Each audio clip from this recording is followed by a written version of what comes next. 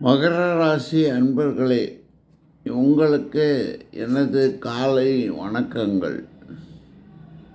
பொதுவாகவே மகர ராசி என்பது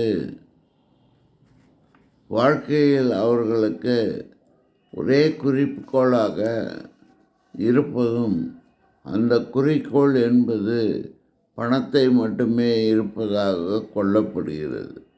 எது எப்படி இருந்தாலும் இந்த குரு பேச்சு இந்த மகர ராசிக்காரர்களுக்கு 6ஆம் வீட்டில் வந்து நிற்பதால் ஜாதகருக்கு பெரும் மன உளைச்சல்களையும் தேவையில்லாத வருத்தங்களையும் கவலைகளையும் தரக்கூடும் என்பது நிஜமாகிறது. இதை புரிந்து கொண்டால் மிகவும் நல்லதாக இருக்கும். காரணம், குரு இருக்கும் இடத்தை கெடுப்பதும் பார்க்கும் இடங்களை நன்றாக வைத்து கொள்வதும் குருவினுடைய பழமொழியான குரு பார்க்க கோடி நன்மை என்பதற்கு ஒரு உதாரணமாக விளங்குகிறது. 6ஆம் வீட்டில் இருக்கும் குரு ஜாதகருக்கு தொழில் ரீதியாக ஏதேதோ பிரச்சனைகளையோ அல்லது கடன் வாங்க சொல்வதோ அல்லது எதிரிகளை சேர்ப்பதோ அல்லது கோர்ட்டு விஷயங்களில் ஏதாவது வழக்கு வியாஜியங்கள் இருப்பதும் இது இந்த காலகட்டத்தில் எந்த விதமாக விஷயமாக இருந்தாலும் தவிர்க்க முடியாது.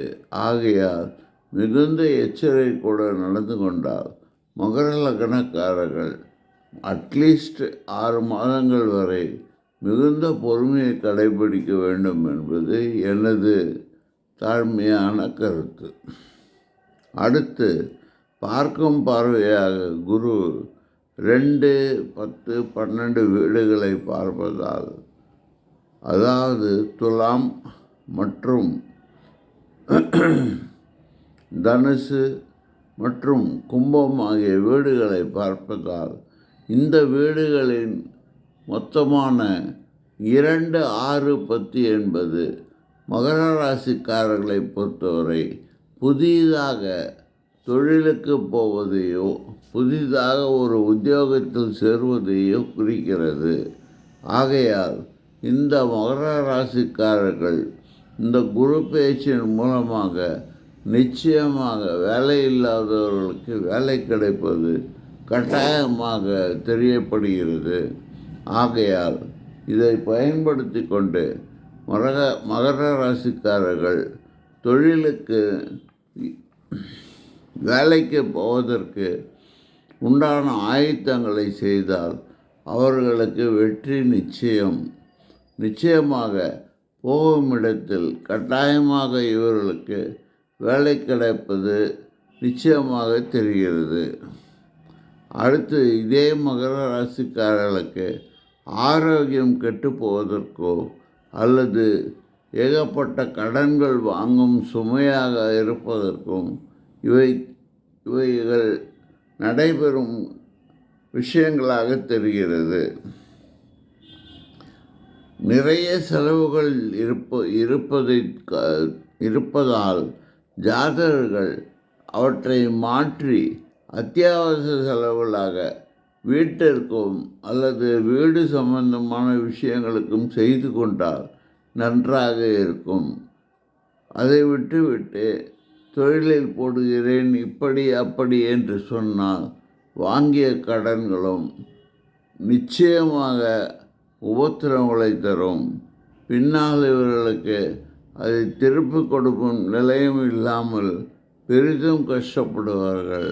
ஆகையால் கடன் வாங்க நேரிட்டால் அது சுப செலவுகளுக்காக வாங்கி மட்டுமே தப்பித்து கொள்ளுங்கள். அடுத்து, புதிய உத்தியோகம் கிடைக்கும் என்று சொல்லிவிட்டோம். ஆனால் ஆரோக்கிய சீர்கேடும் நிச்சயமாக ஏற்படும் என்பதால் மருத்துவ செலவு கட்டுக்கு அடங்காமல் இருக்கும் என்பதாலும் இந்த ஜாதகர்கள் மிகுந்த எச்சரிக்கையுடன் நடந்து கொண்டால் மருத்துவ செலவையும் தவிர்க்கலாம்.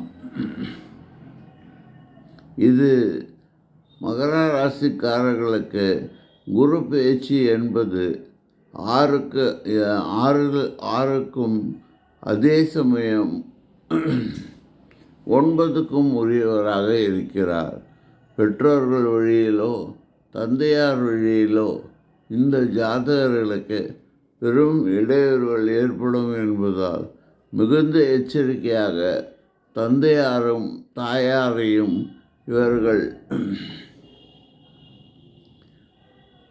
இவர்கள் எந்த விஷயமாக இருந்தாலும் ஒரு முறைக்கு இருமுறை யோசித்து அதில் சரியாக இருக்கிறதா, நியாயமாக இருக்கிறதா என்பது பற்றி சீர்தூக்கி பார்த்தால் நல்லது.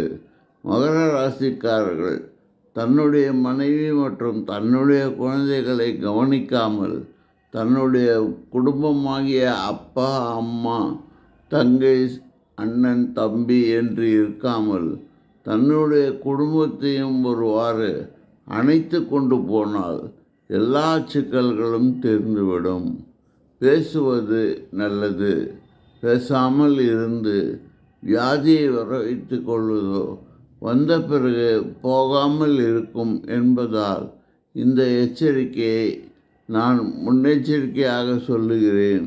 தயவுசெய்து மகர ராசிக்காரர்கள் கட்டாயமாக ஓய்வெடுத்து கொள்வதும் தொழிலில் சிறந்த அக்கறை காட்டுவதும் இந்த காலகட்டத்தில் மிக நன்றாக இருக்கும் என்று சொல்லிக்கொள்கிறேன்.